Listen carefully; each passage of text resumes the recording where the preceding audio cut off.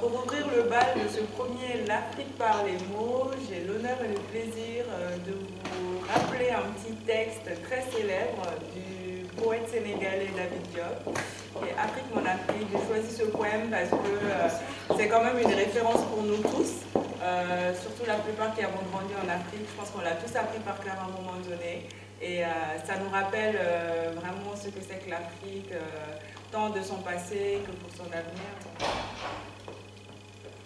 Afrique, mon Afrique. Afrique des fiers guerriers dans les savanes ancestrales. Afrique que chante ma grand-mère au bord de son fleuve lointain. Je ne t'ai jamais connue, mais mon regard est plein de ton sang. Ton beau sang noir à travers les champs répandus. Le sang de ta sueur, la sueur de ton travail, le travail de l'esclavage, l'esclavage de tes enfants. Afrique, dis-moi Afrique, est-ce donc toi ce dos qui se courbe et se couche sous le poids de l'humilité? Ce dos tremblant à zèbre rouge qui dit oui au fouet sur les routes de midi? Alors, gravement, une voix me répondit. Fils impétueux, cet arbre, robuste et jeune, cet arbre là-bas, splendidement seul au milieu des fleurs blanches et fanées, c'est l'Afrique, ton Afrique, qui repousse patiemment, obstinément, et dont les fruits ont peu à peu l'amère saveur de la liberté. Par David Diop. Ah oui. C'était mon plus facile, tu vois.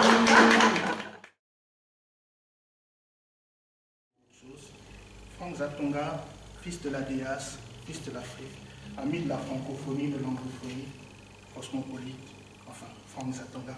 Un bon petit. Au commencement était la parole. Le thème de la soirée, c'est l'Afrique par les mots. Par les mots, espérant changer les choses. Solidarité, monde sans frontières, Afrique cosmopolite, Afrique en elle-même. Ces mots sont à la fois pour les Africains, les Occidentaux, les Orientaux, la francophonie, l'anglophonie, pour tout le monde. Ça vient de mon propre cru. Je n'incite personne à boire ici, mais je vous incite plutôt à boire ces verres, parce que le Bacchus et Dionysos sont frappés à ma porte il n'y a pas très longtemps. Je ne maîtrise pas très bien les paroles ou les vers libres, mots parlés, spoken word, slam, appelez ça comme vous voulez, c'est moi qui ai rendu ce texte. Donc on y va. Je l'ai intitulé sobrement Au pays des hommes libres. Ma belle voix. Au pays des hommes libres, on rit, on pleure et on se plaint. On boit, on chante et on danse. On crie, on meurt et on renaît. Au pays des hommes libres, on est gueulard, fêtard et queutard. On est fouteux, fêtard, matheux et péteux. On est galant, brillant et chiant. Au pays des hommes libres, on écoute du rap, du jazz et du slow. On écoute du rock, du blues et du zouk. On écoute du rail, du piano et du violon. Au pays des hommes libres, on porte la chasuble, l'aube et la croix. On lit le Coran, l'Injil et la Torah. On fête Rosh Hashanah, Kippour et Hanouka. Au pays des hommes libres, on est socialo, écolo et de gauche. On est libéral, conservateur et de droite. Mais on se bat pour que le dialogue soit au centre. Au pays des hommes libres, toutes les femmes sont arc-en-ciel. Elles sont picardes, bretonnes et alsaciennes. Elles sont kabyles, berbères et touareg. Elles sont wolof, bantou et mandarin. Qu'elles soient blanches, arabes ou ibènes, toutes ces femmes sont un cadeau du ciel. Au pays des hommes libres, tous les peuples sont de différentes origines. Je ne suis pas blanc. Enfants d'Afrique, d'Occident et d'Orient, on vient du nord et du sud, de l'est et de l'ouest. Cependant, que l'on soit d'ici, de là ou d'ailleurs, tous les peuples ont la même origine. Je vous remercie.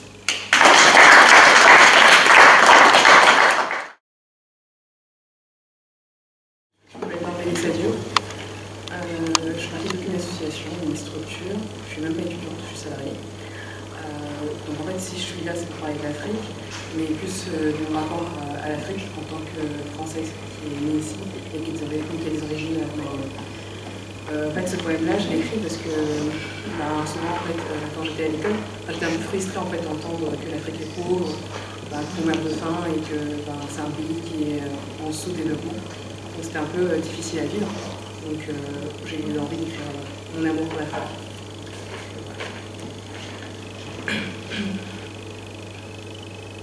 Maman Africa, laisse-moi te conter mon amour. J'ai grandi sans que mes pieds n'y foulent ta terre. J'ai mûri sans ton odeur. Mais pourtant, tu es en moi, comme coule la sève dans l'arbre. Que serais-je devenue sans toi? Toi et tes mille et un contes et légendes. Toi et tes milliers de couleurs. Tête haute, j'arbore tes palmes. Ma langue maternelle possède de belles sonorités. Je suis riche de ses proverbes et de la sagesse de mes anciens. Je suis africaine, les pieds jusqu'au bout de mes tresses, et je ne courberai pas les chiens, car tu m'as dit, Syrah, reste digne et bats-toi. Instruis ceux qui me méprisent sur la multitude de mes royaumes. Rappelle-leur que mes entrailles sont faites d'or et de minerais. Rappelle-leur que le sang des tirailleurs a libéré la France, et que de la sueur de mes enfants, ils ont construit leurs empires. Dis-leur que je me lèverai de mes cendres, et qu'ils regretteront leurs amers remords.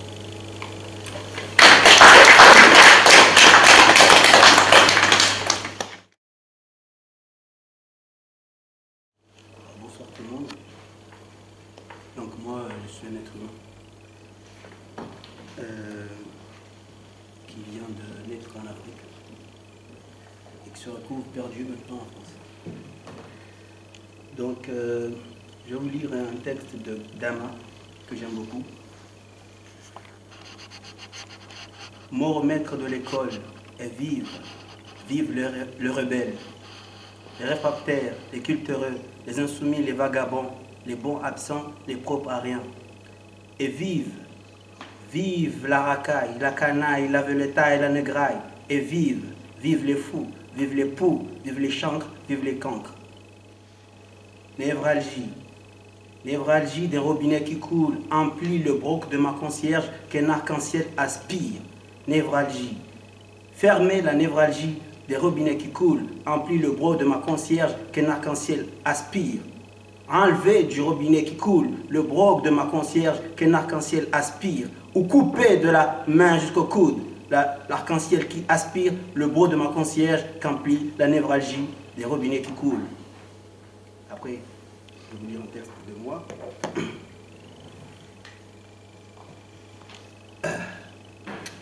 Aujourd'hui, je te parle de changement, je te parle du monde, le changement du monde. Tu sais, moi, le changement du monde, je ne sais pas c'est quoi, je n'y crois pas. Je commence à me méfier de ceux qui luttent pour le changement du monde.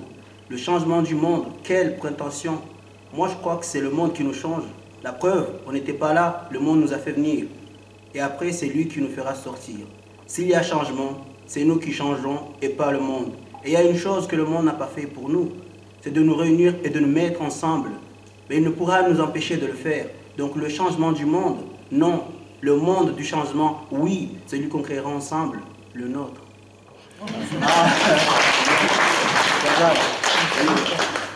en fait, comme j'ai dit, je suis un être humain. Ouais. Ça se voit, je suis africain.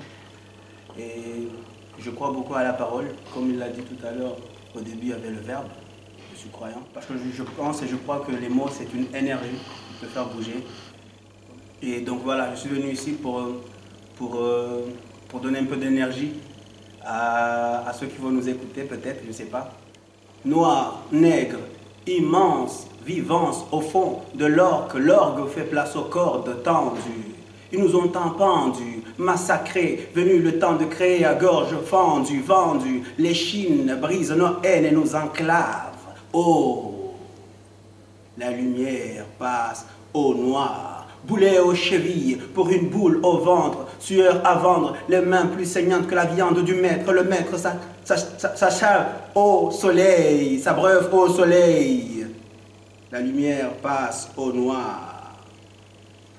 Je suis tué par votre silence.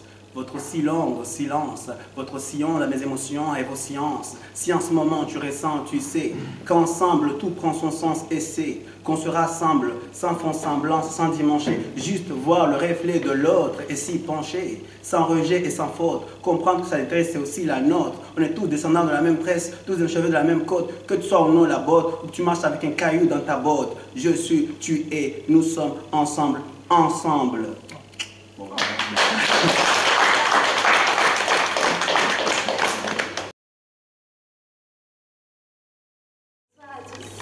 je m'appelle Salassal, je suis journaliste indépendante et j'ai écrit un texte en fait qui parle de l'Afrique.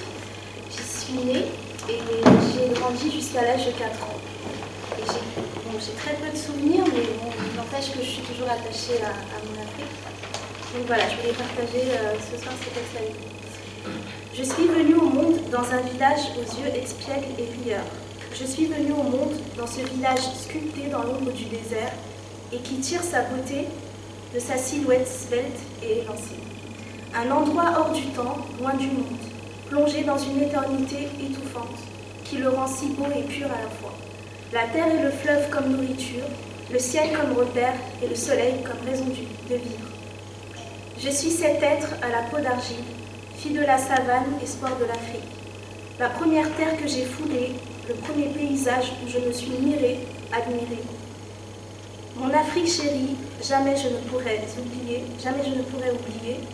que c'est toi qui m'as vu naître, jamais je ne pourrais oublier que c'est toi mon ancêtre.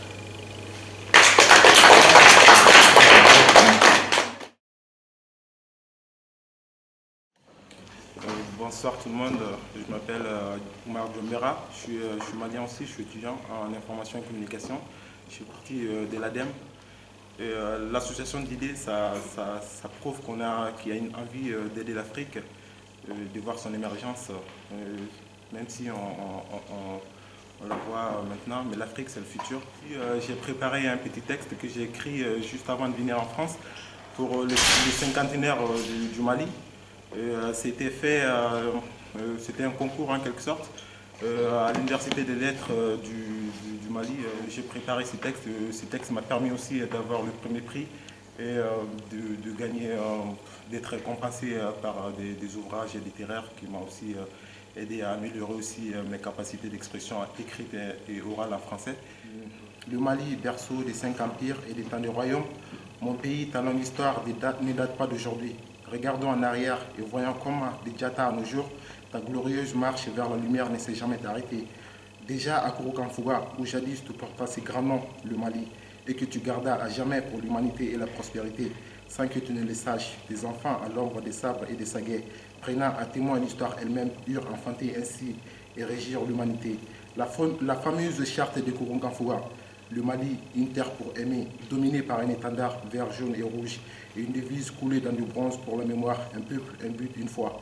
Vieille nation africaine, mais jeune État, tu es comparé au phénix, cet oiseau mythique et d'Orient qui, chaque fois qu'on le brûlait, renaissait de ses cendres sur son bûcher. Des temps antiques à nos jours, notre peuple a connu des grands remous, mais dans ses combats, dans tous les combats sur les terres et dans les flots, il a tenu l'abordage, comme un matelot aux côtés des fers persistants à tous les orages. Grâce à son bon sens, au respect de ses valeurs. Oui, un Mali lavé des vieilles querelles et souriant au soleil nouveau. Si 50 ans sont beaucoup dans la vie d'un homme, ils sont peu dans celle d'un peuple. L'engagement des Modibo, la droiture des Mamadou Konaté, la sagesse d'un Fili Dabo et l'ouverture des Mahamad Alassane Haïdara doivent nous éclairer vers l'objectif des Mali de demain. Le Mali, un pays de grandes ambitions, un peuple debout, les pieds dans l'histoire et la tête dans l'empire. De ces débris impériaux et royaux, de cette immondice coloniale honteuse, tu n'accues au front avec ces grands noms d'antan, Mali. Tes colosses enfants, empereurs, rois et chefs de guerre, au flanc des ans, habiles forgerons. Ta prodigieuse destinée, vieille nation sur laquelle le soleil ne s'est jamais couché. 50 ans, c'est la grande maturité et ton grand peuple qui semble être fait pour des miracles.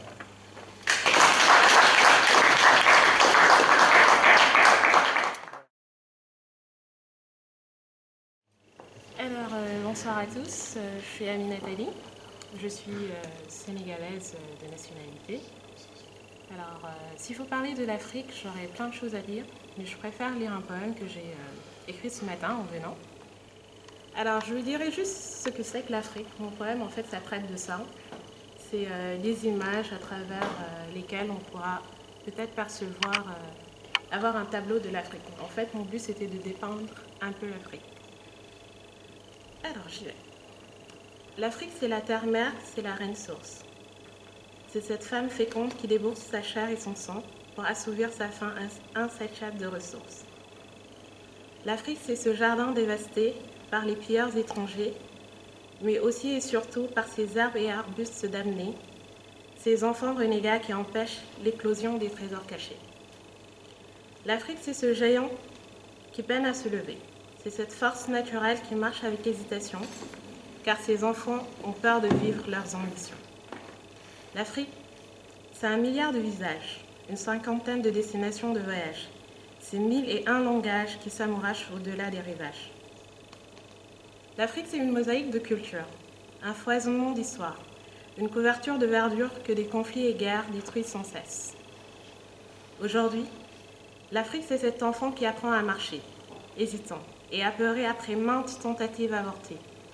Mais cette fois, cet enfant est prêt à accomplir courageusement sa glorieuse destinée. Voilà. Merci beaucoup.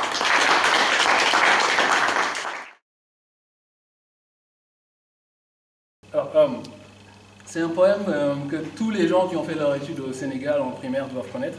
Donc, il s'intitule « Afrique, mon Afrique ». Donc, c'est un poème de David Diop. C'est ce qu'elle a dit, je crois. Bon, bah. C'est pas grave. Je vais répéter le poème. Donc, Afrique, mon Afrique. Afrique des fiers guerriers dans les savanes ancestrales. Afrique que chante ma grand-mère au bord de son fleuve lointain. Je ne t'ai jamais connu, mais mon regard est plein de ton sang. Ton beau sang noir à travers les champs répandus. Le sang de ta sueur, la sueur de ton travail, le travail de l'esclavage, l'esclavage de tes enfants.